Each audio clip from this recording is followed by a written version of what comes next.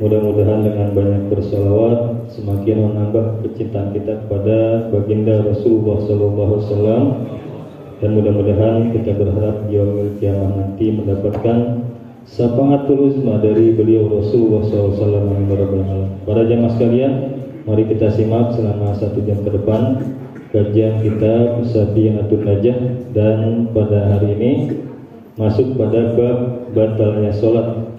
Yang memegang buku bisa dilihat di halaman 26. Faslun tabtulus sholatu bi arba'a asyarata khaslatan. Bab batalnya sholat. Baik, mari kita dengarkan kajian fikih kitab Safinatul Najah yang akan disampaikan oleh guru kita Bapak Ustaz Ahmad Zarkasi. Waktu dapat kami persilahkan. Allahumma sholli ala Sayyidina Muhammad.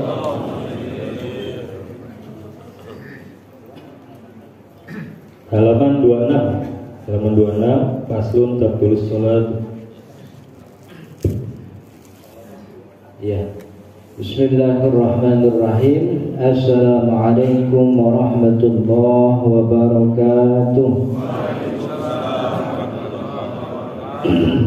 Alhamdulillahi rabbil alamin, nahmaduhu wa nasta'inuhu wa nastaghfiruh. Allahumma shalli wa sallim wa barik ala sayyidina Muhammadin, amma ba'du. Qala al-musannif rahimahullahu ta'ala wa nafa'ana bihi wa bi ulumihi fid dharain, amin ya rabbal alamin. Faslun tabtulus salatu bi'arba'i asyrata khislatan. Fasal baru. Tabtulus sholatu, batal itu sholat bi'arba'i asyrata dengan 14 khislatan. 14 khislah, khisslah itu 14 perkara. Halaman di situ halaman 26.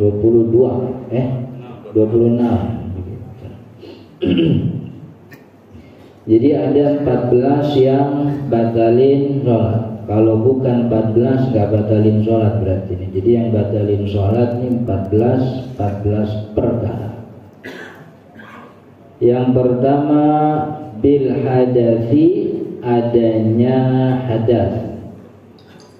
Adanya hadas, baik hadas kecil atau hadas besar.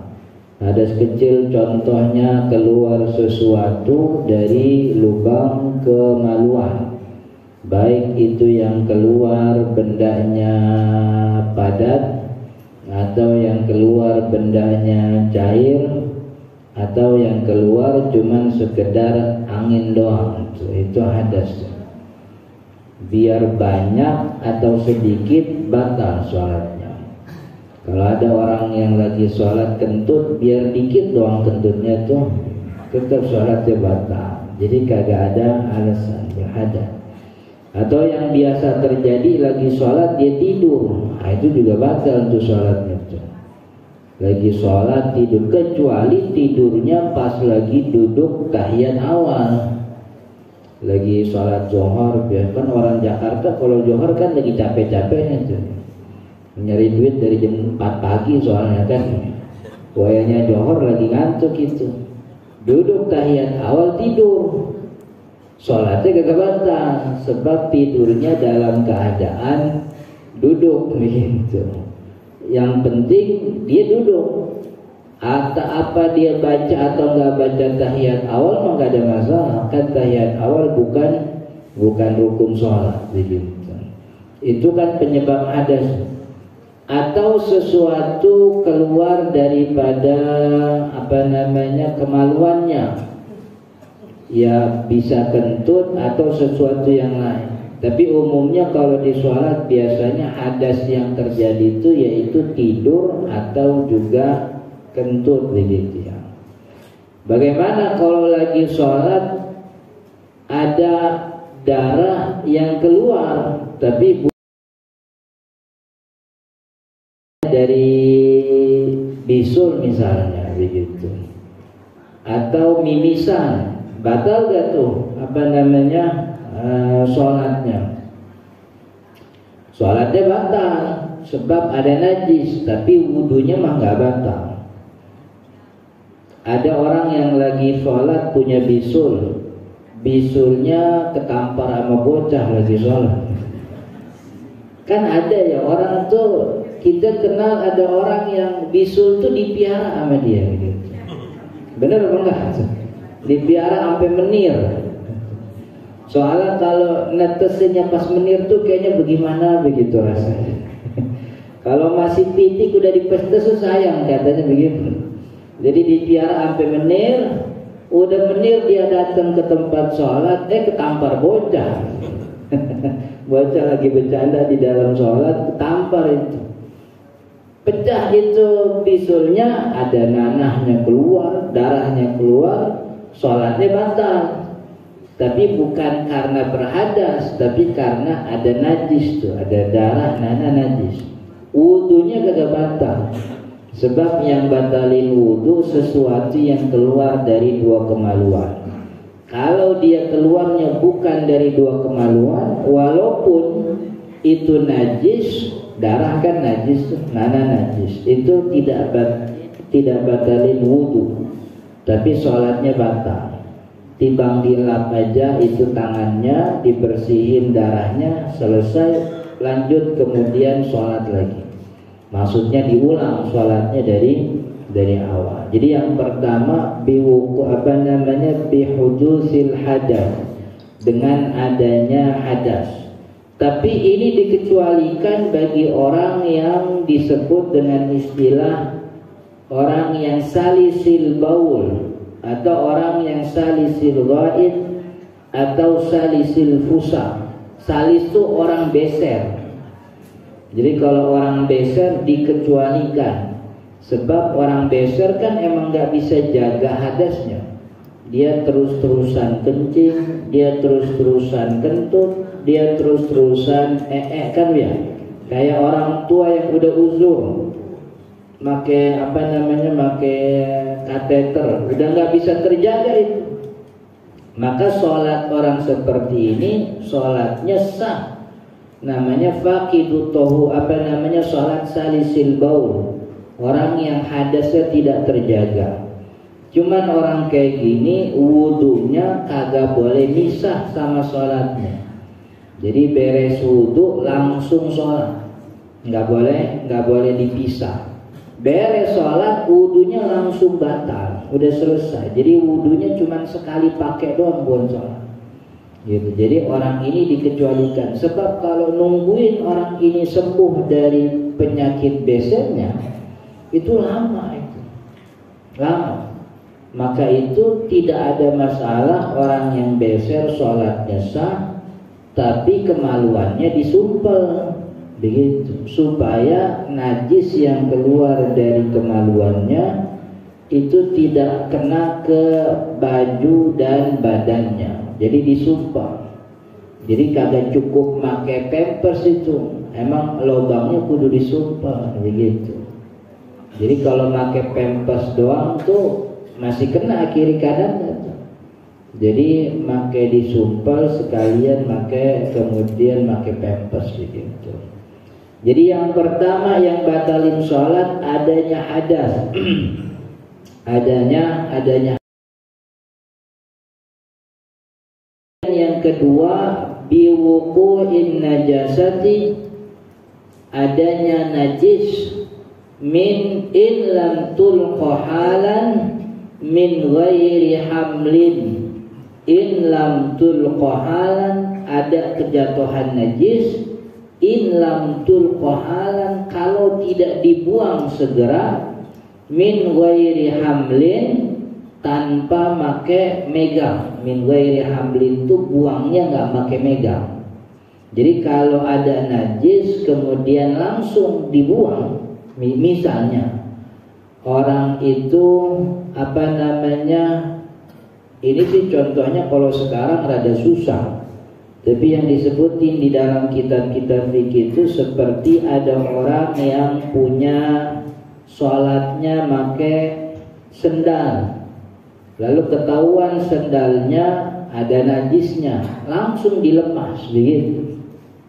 Itu di yulqahala begitu, yulqahala, langsung dibuang segera. Kalau sekarang ada najis nggak bisa, sebab kita mau buang kudu kita megang juga najisnya, kan ya? Kita kejatuhan najis, apalagi najisnya kalau najisnya yang masih basah, begitu. Jadi adanya najis itu membuat sholat kita tidak sah. Tapi najis-najis yang tidak dimaafkan. Kalau najis yang dimaafkan gak ada masalah. Contohnya apa najis yang dimaafkan? Najis yang dimaafkan itu darah daripada bangkai hewan yang tidak mengalir. Contohnya darah nyamuk begitu. Bangkainya dimaafkan apa enggak? Bangkainya tidak dimaafkan, tapi yang dimaafin itu darah nyamuknya. Jadi kalau ada bekas darah nyamuk di baju, di badan kita, sholat gak ada masalah, tapi bangkainya gak boleh begitu. Termasuk cicak tuh, kebanyakan ulama bilang bangkai cicak tuh najis. Jadi kalau ada orang pakai baju, kemudian dia berangkat sholat, dia nggak tahu tuh di kantong bajunya ada bangkai cicak begitu. Ya di rumahnya, dari rumahnya udah ada tuh bangkai cicak, dia sholat, beres sholat baru ketahuan tuh ada bangkai cicak, sholatnya kudu diulang, berarti dia sholat bawa najis begitu.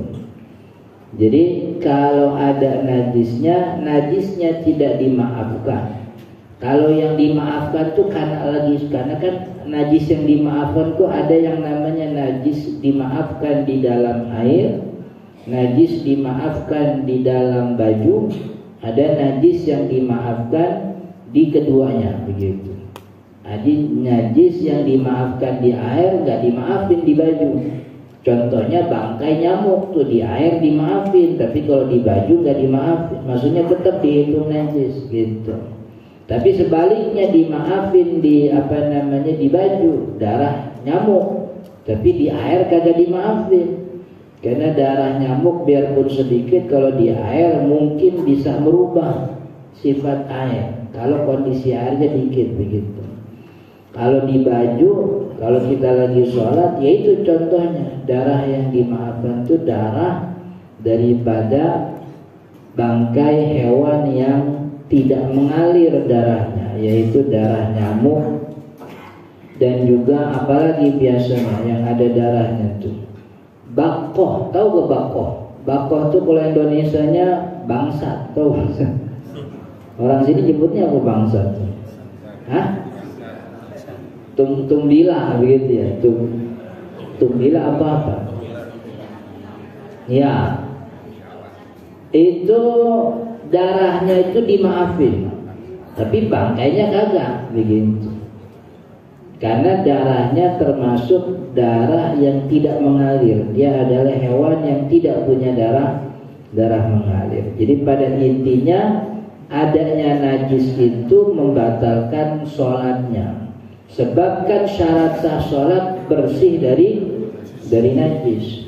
Maka kalau ada najis di dalam sholat, sholatnya jadi batal. Kalau ketahuan itu najis beres-beres sholatnya kudu diulang.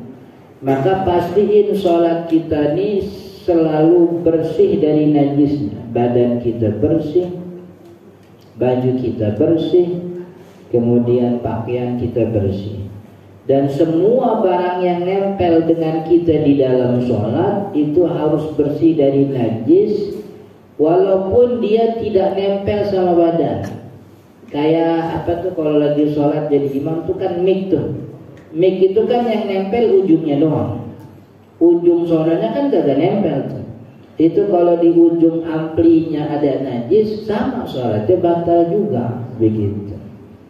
Termasuk sorbannya panjang begitu. Atau gamisnya panjang, gamis yang luar tuh.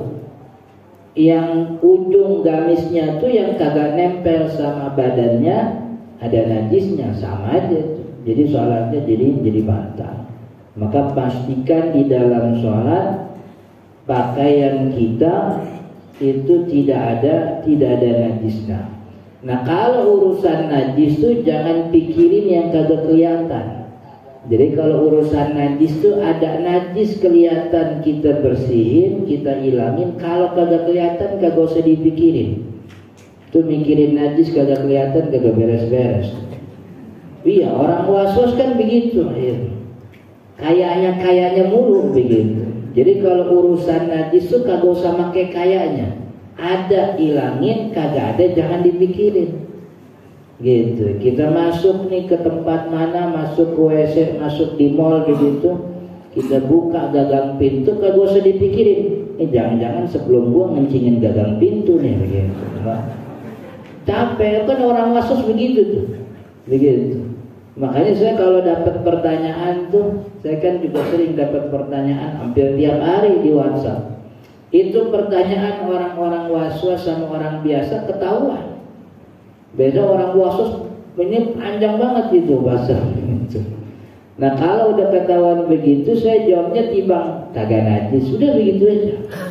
Sebab orang was-was makin panjang dijelasin makin bingung nih. Iya, was-was itu kan penyakitnya cuma satu. Penyakitnya tuh kagak tahu itu doang gitu. Kalau dikasih tahu kebanyakan juga repot begitu. Makanya orang was-was tuh cukup satu guru aja. Jadi satu ustadz tanya sama dia doang, ya udah jangan tanya yang lain lagi. Kalau nanya sama yang lain lagi ribet lagi itu urusan. Jadi cukup satu aja. Jadi si ustadznya juga kudu tahu kalau orang ini was-was. Makanya gak usah dijelasin. Ini sebenarnya sih kagak najis, cuman karena begitu doang panjang udah. Bilang aja kagak najis dah beres sudah. Najis apa enggak? Najis, jangan deketin dah beres. Najis apa enggak najis begitu. Jadi kalau urusan najis itu kata ulama fikih sesuatu yang sangat mungkin terkena najis, tapi kemudian tidak ada najisnya maka itu suci. Sesuatu yang suci awalnya tapi sangat dimungkinkan terkena najis maka dihukumi secara zahir ada apa enggak najisnya. Contohnya ban motor kita kan di sini modelan motor masuk ke ruang tamu kan ya kan ya. Itu ban motor kan sangat mungkin apa enggak kena najis, sangat mungkin. Orang jalan kemana-mana tapi pas masuk rumah najisnya ada apa enggak kagak kelihatan, udah gak usah pikirin begini, gak usah dipikirin. Atau biasanya orang tua yang waktu itu saya juga diomelin tuh sama jemaah di ini. Jadi ada orang tua yang ke mushola bawa tongkatnya yang bukan satu tiang yang kayak jemuran tuh, kan ya? Itu saya bilang urusan najis tuh kelihatan hilangin, kagak kelihatan kagak usah dipikirin begitu. Tapi dia usah jalan-jalan tuh, iya jalan-jalan emang kudu jalan begitu. Pokoknya pas masuk mushola kagak ada najisnya gak usah dipikirin.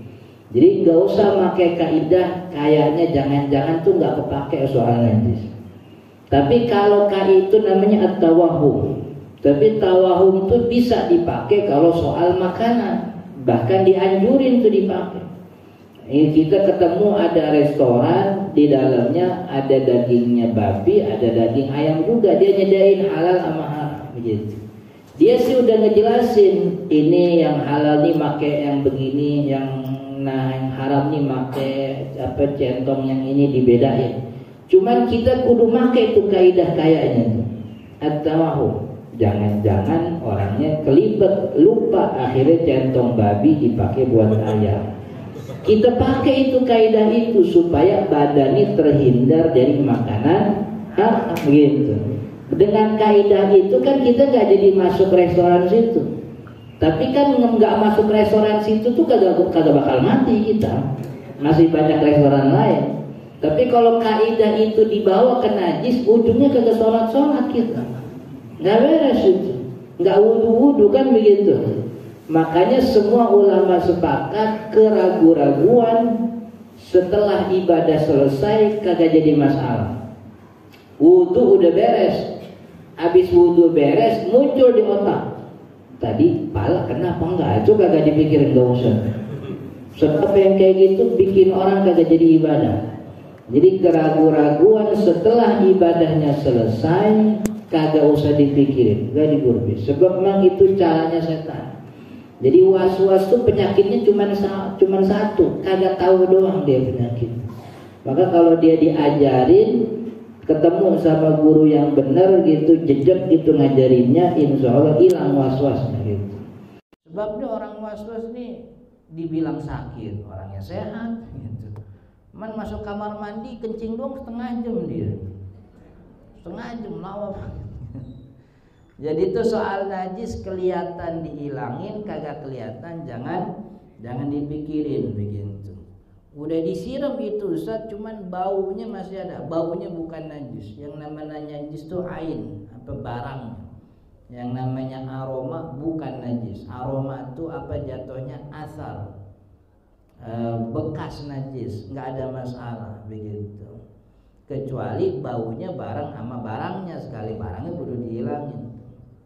Kan kita sering bingung, udah di kamar mandi udah disiram begitu, man baunya masih bau. Emang mau ngarepin wangi kayak gimana kamar mandi? Emang kamar mandi kan emang mau ngarepin wangi bagaimana? Itu yang kedua, biwuku'in najasati, adanya najis. Ini ada 14 nih, banyak nih. Ada 14. Satu adanya hadas, yang kedua adanya najis, yang ketiga inkisyaful aurah, terbukanya aurat, in lam tusattar halan, terbukanya aurat kalau kagak ditutup langsung. Jadi aurat terbuka sebentar aja, kalau nggak langsung ditutup sholatnya batal. Semua aurat, kalau perempuan kan seluruh badannya kecuali muka dan telapak tangan. Kalau ada bagian dari rambutnya keluar begitu, maka sholatnya batal. Tapi kalau ketahuan keluar langsung dirapihin lagi, nggak batal begitu. Aurat laki juga sama, pakai kain sarung kemudian ketebak angin gitu. Itu kalau kagak langsung ditutup sholatnya batal. Jadi langsung ditutup, jangan diliatin gitu, tapi langsung ditutup.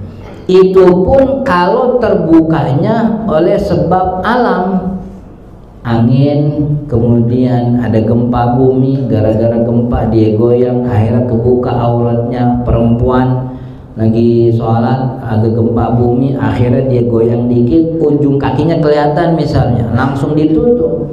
Kalau alam langsung ditutup. Tapi kalau kebukanya aurat sebab ulah manusia, baik itu manusianya dia sendiri atau orang lain, baik itu manusianya kecil apa gede, baik manusianya diizinin apa kagak diizinin, itu aurat kebuka sholatnya batal gitu. Lagi sholat bocah iseng ngangkat kain gitu, itu kelihatan dengkulnya, udah batal udah, sebab dibukanya sama ulah manusia. Kalau terbuka aurat karena alam tuh angin bener, bukan kipas angin. Kalau kipas angin tuh orang yang nyalain tuh.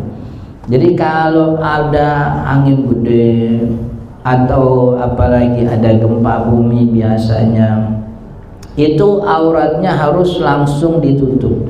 Tapi kalau terbuka karena ulah manusia, itu tidak ada toleransi, sebab itu syarat.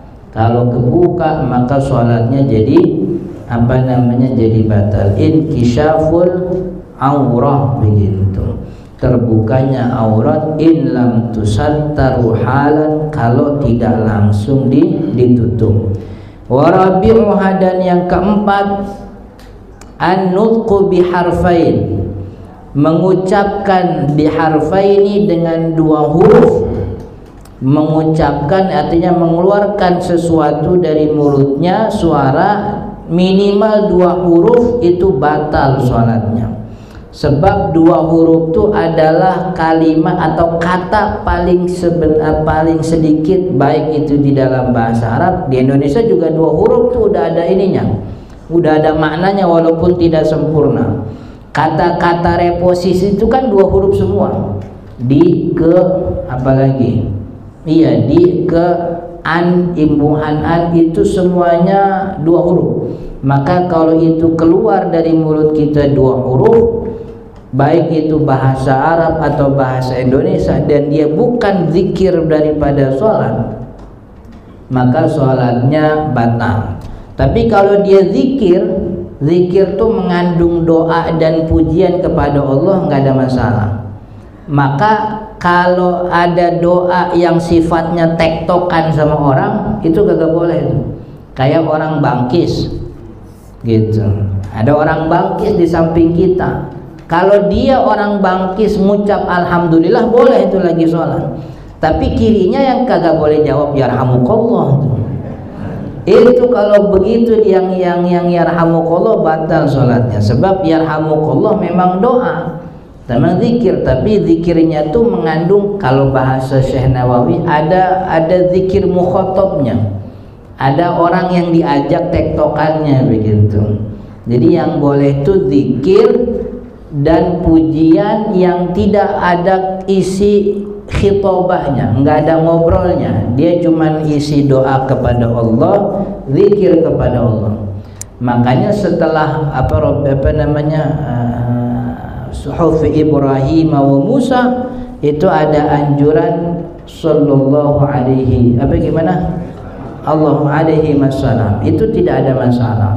Termasuk kebiasaan banyak guru-guru kita setelah Al-Fatihah, Rabbil firli wali walidayya amin. Sebab isinya doa. Jadi kalau isinya zikir, walaupun bukan zikir sholat, itu tidak ada masalah. Ini yang bukan zikir sholat nih, omongan manusia sendiri atau omongan ayat-ayat yang apa sih istilahnya? Kalau di sini sebutnya al-ayah al-mahdzufah. Ayat-ayat yang sudah dihapus sebelumnya di dalam Al-Quran. Memang mirip zikir, tapi ayat ini bukan lagi ayat Al-Quran. Zaman dulu begitu. Maka ini tidak diperbolehkan. 2 huruf. Bagaimana kalau kemudian ada orang yang menangis begitu?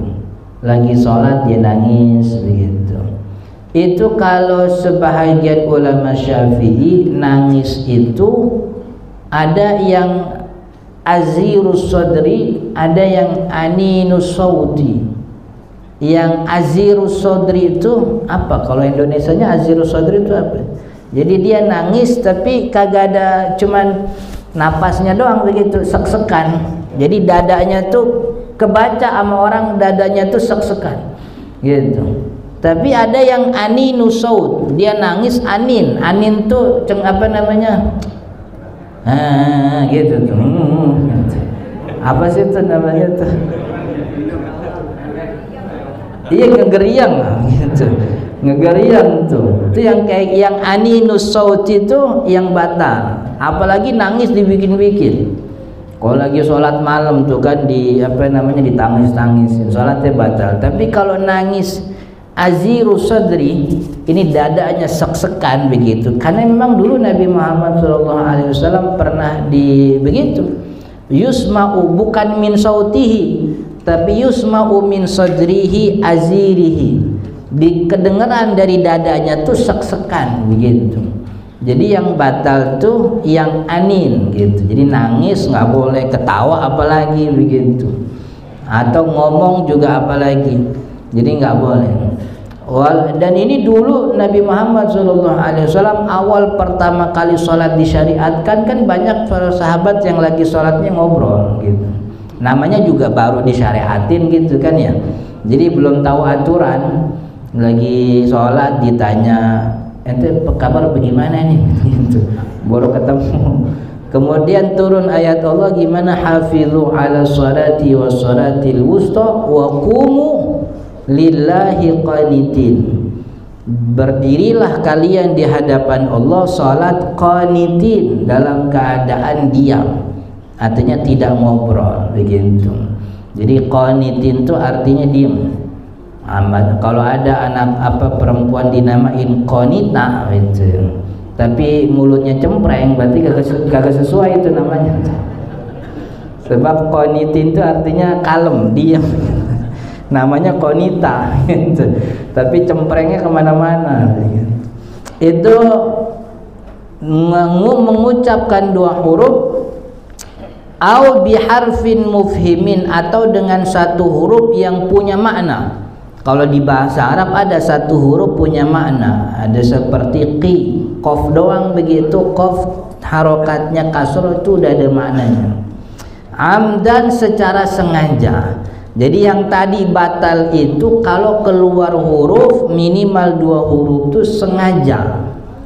Kalau tidak sengaja sholatnya tidak batal. Tidak sengaja keluar, keceplosan, atau emang orang ini baru masuk Islam, belum tahu aturan sholat, nggak sengaja. Kalau itu kagak sengaja nggak batal, cuman dibikin sedikit sama ulama. Jadi kalau sengaja minimal 2 huruf aja udah batal tuh. Tapi kalau kagak sengaja nggak batal, cuman maksimalnya 6 huruf. Jadi kalau ada orang lagi sholat kemudian dia kaget begitu, aduh gitu misalnya, atau begitu, kaget tuh, itu nggak ada masalah.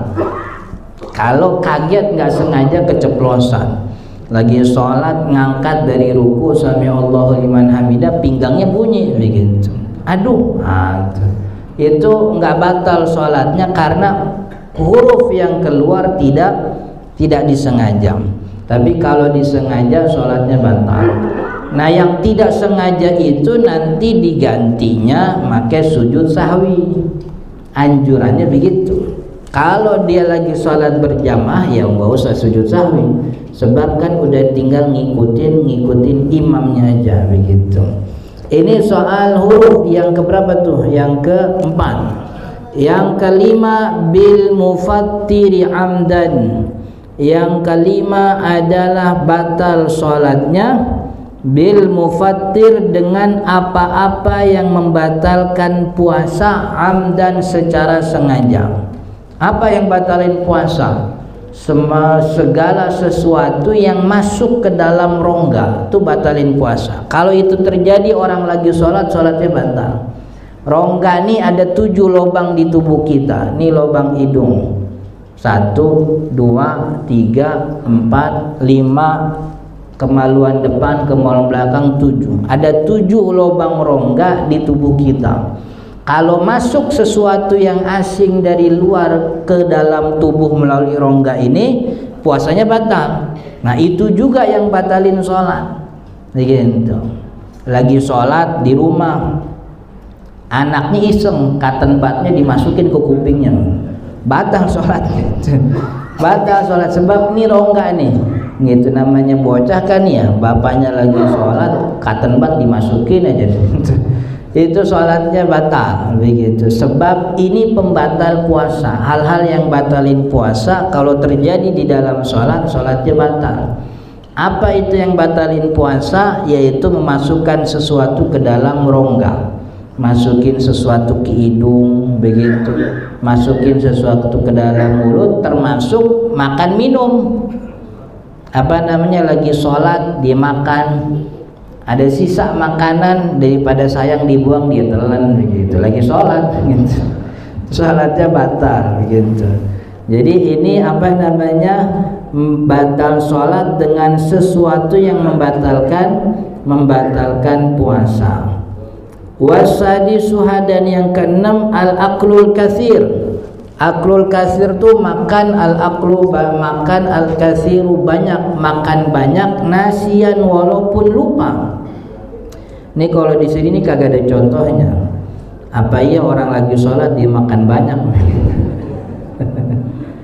Ini kurang Tapi kalau memang terjadi begitu, Kalau memang kan maksudnya begini, sesuatu yang batalin puasa tuh batalin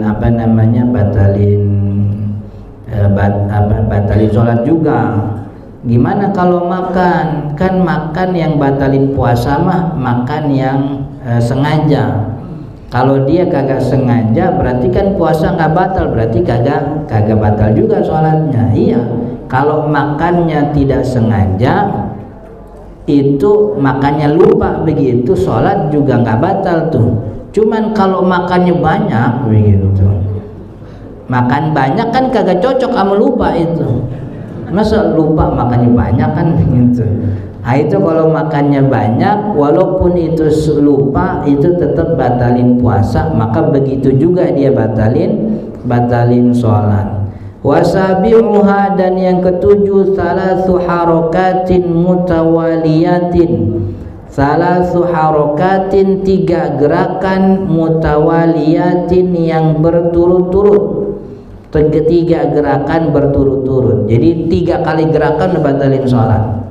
Nah gerakan yang dimaksud itu gerakan anggota tubuh besar.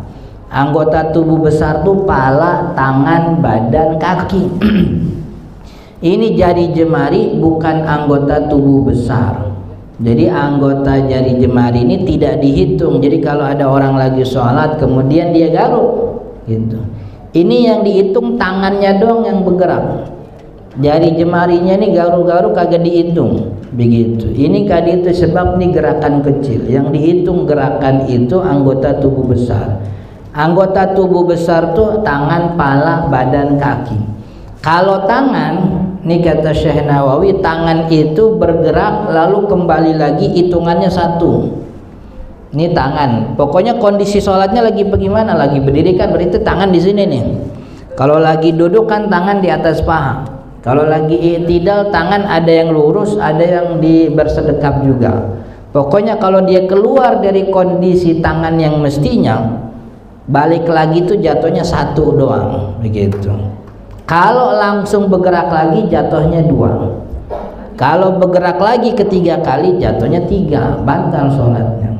Tapi kalau dia bergeraknya ada jeda 1, terus dijeda beberapa waktu lagi baru keluar. Nah ini hitungannya 1 lagi, sebab ada jeda. Yang dihitung 2 itu berturut-turut. Jadi kalau tangan itu hitungannya balik lagi itu 1. Jadi begini bukan 1, balik lagi itu jatuhnya 1. Nanti habis tangannya 1 palanya belok begitu. Nah itu 2 itu berturut-turut. Tapi kalau ada jedanya nggak dihitung berturut-turut. Jadi maksudnya dihitung 3 kali itu bukan 1 anggota tubuh, tapi semua ini kehitung. Jadi biarpun tangannya 1, kalau sekalian sama palanya jatuhnya 2 itu begitu. Tapi kalau kaki 1 gerakan itu dihitungnya 1. Jadi kan kalau tangan begini nih. Jadi kalau tangan posisinya lagi berdiri. Ini tangan begini, balik kaki begini nih jatuhnya kan belum balik, ini jatuhnya udah 1. Jadi kalau begini jatuhnya 2. Jadi ulama bedain kaki sama tangan. Karena kalau tangan tuh selalu bergerak, maka kalau dihitung 1 begini 1 jadi nyusahin orang. Makanya dihitungnya tuh balik lagi jadinya 1. Tapi kalau kaki memang normatifnya kaki tuh diem. Maka 1 begini dihitung 1. Jadi kalau kita mau masuk ke dalam soft yang lagi kosong, geraknya tuh 1, 2. Nah udah diam dulu nih. Ntar berapa saat baru 1, 2 lagi gitu. Kalau langsung maju jatuhnya 3 kali, itu batal gitu. Jadi bedain tangan sama anggota tubuh yang lain. Kalau tangan balik lagi itu 1, tapi kalau anggota tubuh yang lain termasuk kaki ini 1 gerakan gini jatuhnya 1 nih. Jatuhnya jadi tangan nih kagak dihitung.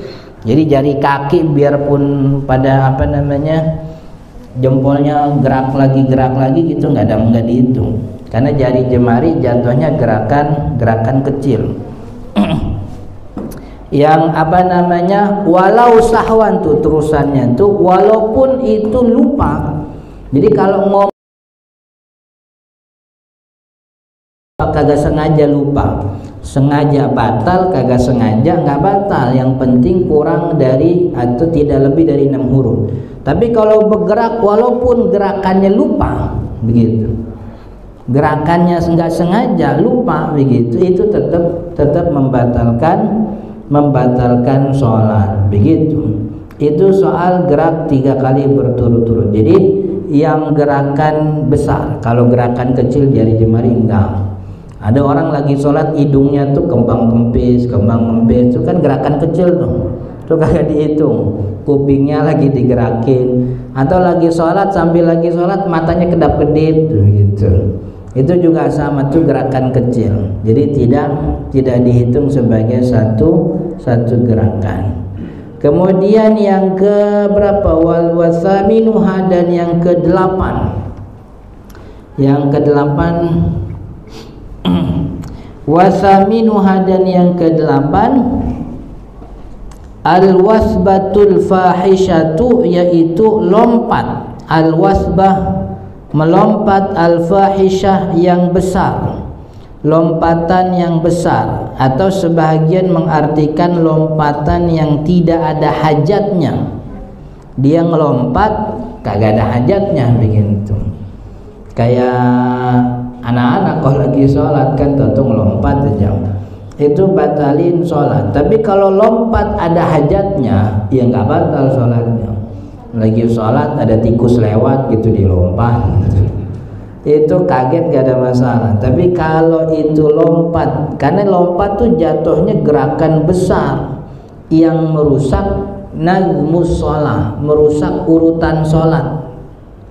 Itu kenapa kalau gerakan badan dihitung 3 kali, sebab 3 kali berturut-turut tuh merusak urutan sholat. Urutannya tuh begini, udah diatur sama syariat. Maka kalau mengabaikan urutan ini, sholatnya kagak dihitung begitu. Nah, termasuk juga melompat. Lompat itu merusak urutan gerakan sholat. Maka kalau dia merusak urutan gerakan sholat, itu dia membatalkan sholatnya. Watasi'uha, dan yang ke-9 ad-darbatul mufridatu. Ad-darbah pukulan, al-mufritah yang menyakitkan. Mukul 1 kali gerakan, cuman kenceng banget, kayak nepok nyamuk lagi sholat ada nyamuk ditepok tuh gitu tuh, kenceng banget begitu, sholatnya batal gitu. Jadi kalau ada nyamuk tinggal digoyangin aja dikit biar pindah nyamuknya, kagak usah sibuk nepok nyamuk. Jadi nggak usah sibuk nepok nyamuk. Jadi pukulan yang menyakitkan. Sebab kan begini ya, ada yang namanya dalam sholat tuh orang boleh mencegah orang lewat.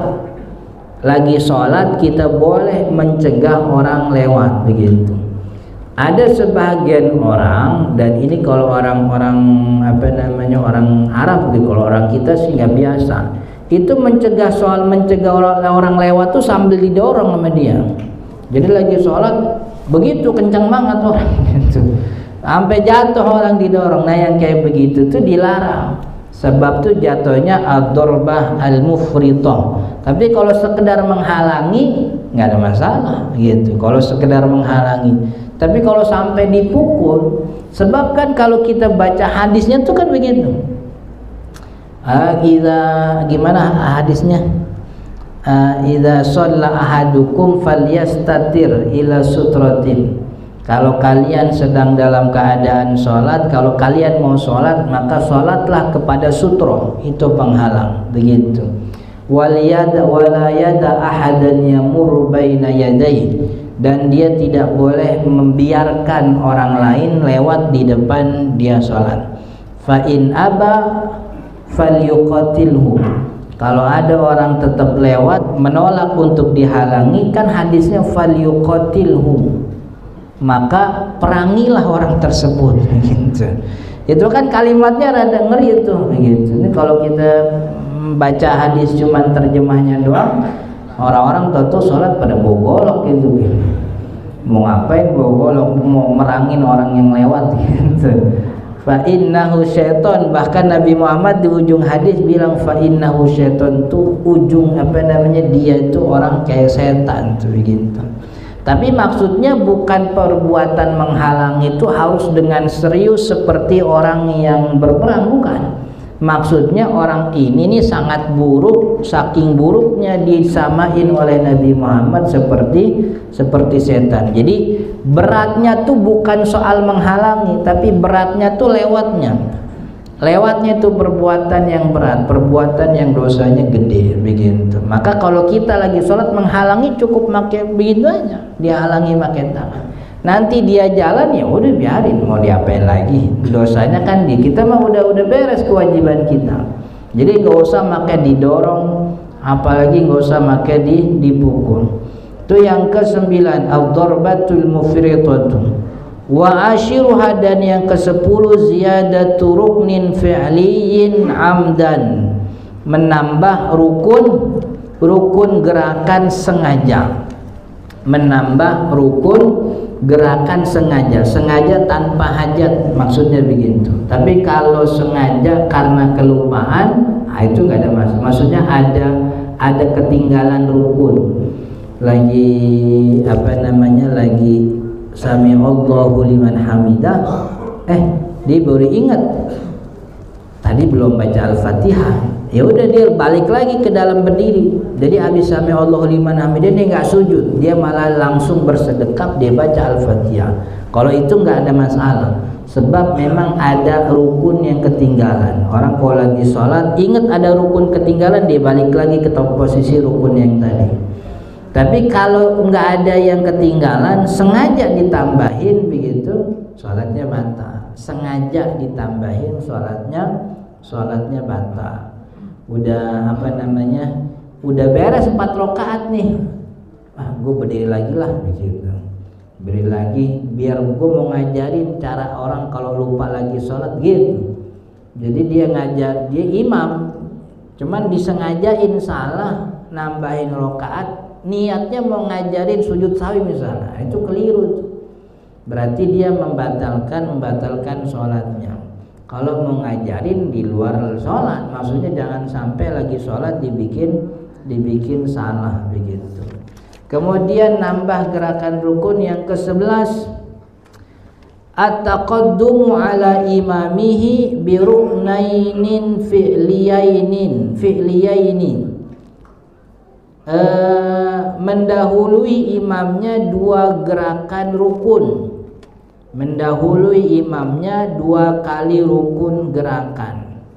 Wa takhalluf, dan juga ketinggalan bihima, ketinggalan dengan 2 rukun daripada imam, bi ghairi udhrin, tanpa uzur. Ini ngedahuluin 2 rukun sama ketinggalan 2 rukun beda nih kalau lagi sholat berjamaah. Kalau yang namanya ngedahuluin 2 rukun, imamnya masih berdiri, dia ruku tuh gitu. Pas imamnya mau ruku, dia iktidal, tuh sholatnya batal. Itu 2 kali gerakan rukun lebih maju begitu. Itu kalau ngedahuluin. Tapi kalau ketinggalan, modelnya bukan begitu. Kalau ketinggalan tuh begini, imamnya ruku, dianya masih berdiri, itu kagak ketinggalan. Emang begitu kudunya makmum, imam duluan kan gitu. Tapi pas imamnya udah iktidal, sami Allah, dia masih berdiri, itu 1 rukun ketinggalan tuh. Lalu imamnya mau sujud, Allahu Akbar, udah mau sujud, dia masih berdiri, berarti udah 2 rukun, itu sholatnya batal. Jadi kalau ngedahuluin beneran 2 rukun tuh.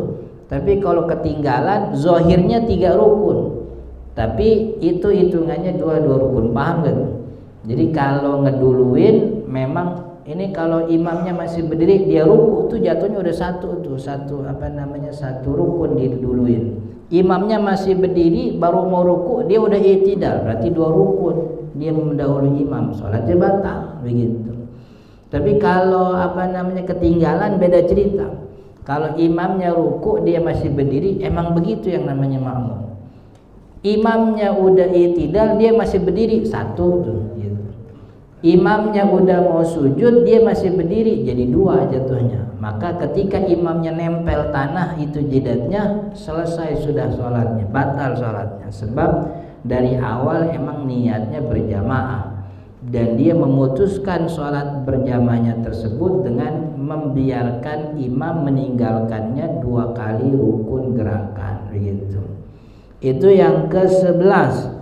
Wasani asyar, dan yang ke-12. Mana yang ke-12? Niyatu qat'is shalah, niat di dalam hatinya untuk batalin sholat, begitu. Jadi di dalam sholat nih rakaat pertama dia kagak tahu imamnya, begitu. Pas dia tahu imamnya udah sholat, rupanya si fulan yang jadi imam. Rakaat kedua gua misah, gitu.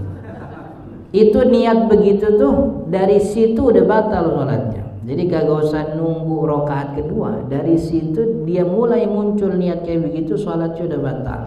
Sebab yang namanya sholat tuh harus munjis. Munjis tuh kagak boleh ada iketan, harus mutlak niat sholatnya, nggak boleh ditanggung-tanggungin, begitu. Yang ke-13, ta'liqu qat'iha bi syai'in, niat batalin sholatnya make gantung, menggantungkan niat batalin sholat dengan sesuatu. Ini pokoknya kalau lagi sholat nih, kalau anak gua udah datang, gua batalin dah, begitu. Itu kagak usah nunggu anaknya datang, ketika dia mulai niat begitu sholatnya udah batal. Jadi baik itu niatnya digantung atau tidak digantung, kalau dia niat batalin sholat seketika langsung batal niatnya. Warabi asyar, dan yang ke-14 adalah at-taraddud fi qat'iha. At-taraddud itu ragu-ragu, batalin apa enggak ya, batalin apa enggak ya, gitu. Lagi sholat dapat imam suaranya rumahnya panjang nih, gitu. Batalin apa enggak ya, batalin apa enggak, gitu. Mana udah ada janji lagi, gitu. Batalin apa? Itu ragu-ragu tuh, apa batalin apa kagak, udah batal sholatnya, begitu. Jadi ini 14 hal yang membatalkan sholat. Insyaallah kita lanjut di pertemuan akan datang. Ini baru setengah 6 sebenarnya, cuman karena subuhnya tadi jam 4, tapi jemaahnya banyak aja di jam 4 nih. Emang orang soleh semua di sini nih. Kalau orang soleh kan kelihatan. Kalau kagak kelihatan kan setan namanya. Wallahu ta'ala alam. Assalamualaikum warahmatullahi wabarakatuh. Waalaikumsalam warahmatullahi wabarakatuh. Terima kasih kepada Ustaz yang menyampaikan ilmu kepada kita semua. Mudah-mudahan dengan materi yang kita dapat, kita semakin yakin dengan ibadah sholat kita. Sebelum kita tutup, mungkin ada pertanyaan 1 atau 2 dari jamaah. Sebelumnya ini ada pertanyaan lewat WA, Ustaz. Assalamualaikum Ustaz, bagaimana cara menghilangkan najis terhadap benda atau barang yang terkena air liur anjing? Itu satu. Jadi menghilangkan najis itu ada namanya najis ainiyah, ada najis hukmiyah. Najis aini itu najisnya kelihatan, barang najisnya ada. Jadi kita punya kain, kita punya baju, kita punya buku, kita punya badan, kena najis, najisnya masih ada tuh, kelihatan. Najis ainiyah namanya. Maka kalau najisnya najis sedang atau najis ringan, itu yang penting hilang najisnya. Yang penting hilang. Pokoknya mau diguyur, mau mau 2 kali, 3 kali, yang penting hilang, begitu.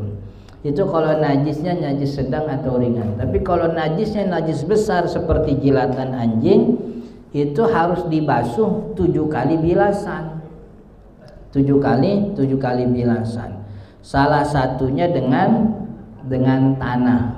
Itu campuran tanahnya bisa di akhir, bisa di awal. Jadi ini 7 kali bilasan gini. Ini tangan kita nih kena jilatan anjing nih. Kita guyur. Ini guyuran pertama ngilangin jilatannya, itu hitungannya 1, gitu. Lalu bilasan kedua kita campur sama tanah. Tuh, guyur lagi jadi 2. Berarti kan sisanya masih 5 kali lagi. diguyur 5 kali. Walaupun ini udah bersih, kalau belum 7 kali belum. Jadi najis besar harus dicuci sebanyak, harus dibilas, dibasuh sebanyak 7 kali. 1 kali bilasan yang menghilangkan itu dihitungnya 1 hilang tuh, ya, apa namanya. Kemudian yang kedua pakai dicampur tanah, atau yang pertama sekalian dicampur tanah. Jadi pokoknya bilasannya 7 kali. Kalau bukan najis besar, bukan najis anjing, bukan jilatan anjing, bukan najis babi, itu dicuci berapa kali aja, yang penting hilang. Kita punya kain kejatuhan tai burung, dicuci sekali aja, yang penting hilang najisnya. Itu kalau najis ainiyah, najis yang barang najisnya ada kelihatan. Tapi kalau ada namanya najis hukmiyah, ini ada tempat atau ada baju celana misalnya, ada orang celananya kencing, dia ngompol, cuman karena itu dipakai aja, kena matahari kering tuh akhirnya celananya. Jadi ini celananya ini najis, belum dibersihin, cuman najisnya udah hilang karena kejemur matahari. Kalau yang seperti ini cukup diguyur aja sekali, udah beres gitu. Ini ada ubin kena tai kucing atau tai ayam, ayamnya kan diangkat tuh, tainya tainya diangkat tuh, pakai tisu, pakai apa tuh diangkat, tuh kan udah hilang tuh najisnya kan ya. Tapi kan belum diguyur, nih namanya najis hukmiyah, tempat yang pernah kena najis tapi belum diguyur, belum disiram, najisnya udah hilang. Nah ini untuk bersihin tinggal diguyur aja pakai air, sekali aja udah beres begitu. Itu kalau najisnya hukmi. Tapi kalau najisnya aini, barangnya kudu hilang begitu. Oke? Ada lagi? Maaf izin satu lagi Ustaz. Ini kejadian pribadi sih biasanya. Itu biasanya kalau kita sholat di mall atau di tempat-tempat yang lain, itu kita kadang-kadang sholatnya imamnya itu atau makmumnya itu pas lagi sujud, mohon di atas belakangnya itu, karena bajunya tinggi atau celananya kepedekan. Iya. Pas lagi sujud tuh kelihatan tuh bagian belakangnya. Dan kita lihat, itu kira-kira gimana ini? Ya batal. Ngasih tahu imam, ini Pak tadi sholatnya batal, atau ngasih makmumnya ini Pak sholatnya tadi bapak kelihatan ininya. Kalau kita jadi makmum, opsi yang pertama kita memisahkan diri, sebab tahu imam udah batal kan auratnya kebuka, kita misahin diri, artinya sholat sendiri gitu. Atau pilihan yang kedua, kita batalin sholat kita sholat sendiri gitu. Beres sholat ngasih tahu begitu, ngasih tahu Mas itunya kebuka gitu. Apanya kebuka? Itu ada belahannya tuh. Iya. Jadi ngebilangin. Itu kata Syekh Abdul Aziz Al-Malibari, itu Fathul Mu'in, itu ngasih tahu orang yang batal sholatnya tuh wajib. Jadi kalau kita ngelihat ada orang yang sholatnya batal karena auratnya kebuka, itu ngasih taunya wajib. Jadi kalau kita kagak ngasih tahu, jatuhnya dosa tuh gitu. Opsinya dua tadi. Pertama kita misahin, kita tetap sholat, cuman kita misahin diri. Dalam hati kita niat untuk memisahkan diri, sholat sendiri terusin. Atau yang kedua kita batalin, kita pindah tempatnya misalnya, kemudian sholat sendiri gitu. Tapi masih punya kewajiban bilangin. Kadang ada orang yang dibilangin tuh balikin gitu. Kan aurat mah antara pusar dan lutut Ustaz. Emang juga aurat antara pusar. Ini mah belakang bukan pusar kata dia gitu. Dia ngebalikin begitu. Jadi katanya kagak batal sholatnya gitu. Ini jadi kita nih jadi punya kewajiban. Kita punya anak, kita punya mantu, kita punya ipar, kita bilangin kalau keluar pakai baju seukuran umurnya gitu. Iya, kita punya anak kita bilangin umurnya udah 12 tahun pakai baju umur 12 tahun. Umur udah 30 tahun pakai kaos yang ketutup 30 tahun begitu. Gitu, jangan pakai kaos umur 5 tahun dipakai. Ya habis kan ya. Ditarik ke bawah yang atas kebuka gitu. Ditarik ke atas yang bawah kemana-mana. Gitu. Jadi maka itu kita dari rumah dibiasain, ini jadi pelajaran buat kita, dari rumah biasain nutup aurat. Jadi anak-anak kita juga kebiasaan ngelihat bapaknya emaknya nutup aurat. Jadi kalau keluar kemana-mana malu gitu. Zaman dulu kan orang kalau keluar rumah kagak pakai kerudungan malu gitu. Kalau sekarang orang keluar rumah pakai kerudung malu, kebalik gitu sekarang. Jadi dulu kagak pakai kerudung, kagak kebuka auratnya malu, sekarang justru nutup aurat malah malah. Jadi itu opsinya kalau ketemu ada orang sholat yang kelihatan auratnya begitu.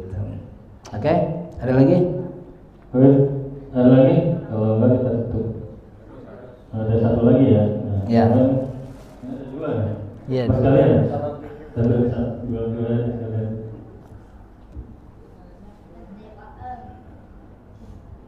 Ini dua pengalaman pribadi Ustaz. Ya. Kan tadi ada cerita yang masuk ke rongga itu membatalkan sholat. Lagi sholat itu nyamuk Ustaz. Oh. Hampir 10 kadang-kadang. Kalau berani kalau sampai di rumah ini masih bisa mencet. Iya. Jadi kan yang batalin sholat itu al-mufattiru amdan. Yang membatalkan sholat itu semua yang batalin puasa. Yang batalin puasa itu masuk ke dalam rongga. Tapi juga ada syarat tuh, yang masuk ke dalam rongga tuh harus benda ain, benda sebuah benda, dan masuknya tuh tanpa masuknya tuh sengaja dimasukkan begitu. Kalau masuknya tidak sengaja kan ya kayak nyamuk begitu, angin kan juga masuk tuh kagak sengaja. Apalagi kalau lagi puasa jam 7 pagi, orang masih pada ngantuk, naik motor sambil nguap gitu. Lagi nguap, laler masuk tuh, 2 biji masuk. Puasanya kagak batal, sebab masuknya itu nggak sengaja. Maka begitu juga kalau lagi sholat nggak sengaja ada yang masuk gitu, maka sholatnya tidak batal. Jadi ukurannya ukuran puasa. Kalau bagi orang puasa nggak batal, maka di sholat juga tidak batal begitu. Oke? Dah. Doa silakan. Kita baca Al-Fatihah, mudah-mudahan apa yang kita pelajari jadi ilmu yang bermanfaat. Apa yang kita pelajari jadi tambahan ilmu dan juga jadi ibadah bagi kita semua. Kita doakan mudah-mudahan keluarga kita, kerabat kita yang sedang dalam keadaan sakit mudah-mudahan diberikan kesembuhan oleh Allah, yang sedang dalam kekurangan diberikan kecukupan, yang sedang dalam kesusahan diberikan jalan keluar oleh Allah Subhanahu wa taala. Al-Fatihah. A'udzubillahi minasyaitonir rajim. Bismillahirrahmanirrahim. Alhamdulillahirabbil alamin. Arrahmanir rahim. Maliki yaumiddin. Iyyaka na'budu wa iyyaka nasta'in. Ihdinas siratal mustaqim. Shiratal ladzina an'amta 'alaihim ghairil maghdubi 'alaihim waladdallin. Amin. Allahumma shalli 'ala sayyidina Muhammad wa 'ala ali sayyidina Muhammad. Allahumma ighfir lana dhunubana wa liwalidina warhamhum kama rabbawna shighara. Allahumma anfa'na bima 'allamtana wa 'allimna ma yanfa'una warzuqna 'ilman nafi'an warzuqna fahman sahihan fid din ya rabbal alamin. Allahumma ij'al jam'ana hadza jam'an marhuma waj'al tafarruqana min ba'da hadza tafarruqan ma'suma. Sallallahu ala sayyidina Muhammadin wa ala alihi wa sahbihi wa sallam. Alhamdulillahi rabbil alamin. Assalamualaikum warahmatullahi wabarakatuh. Waalaikumsalam.